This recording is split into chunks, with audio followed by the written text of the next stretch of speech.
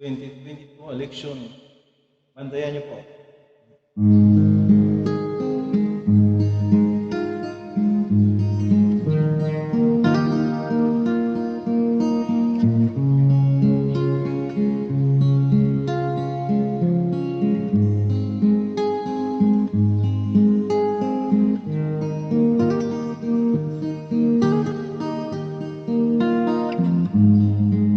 Bagsak ang ekonomiya ng bayan kong sinta, milyon nang walang trabaho dahil sa COVID na ito.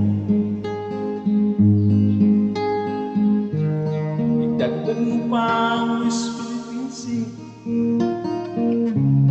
mga bagyong matitindi.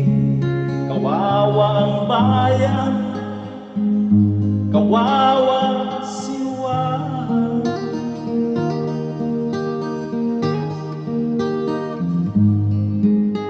Mabigat ang problema, ang susunod na Pangulo. Kaya piliin niyo, dapat ang may talino.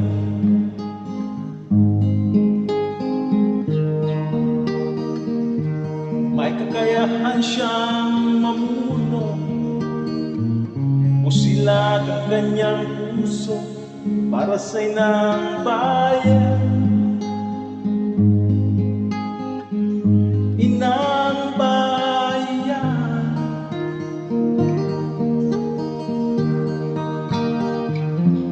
ang presidente ko'y may utak,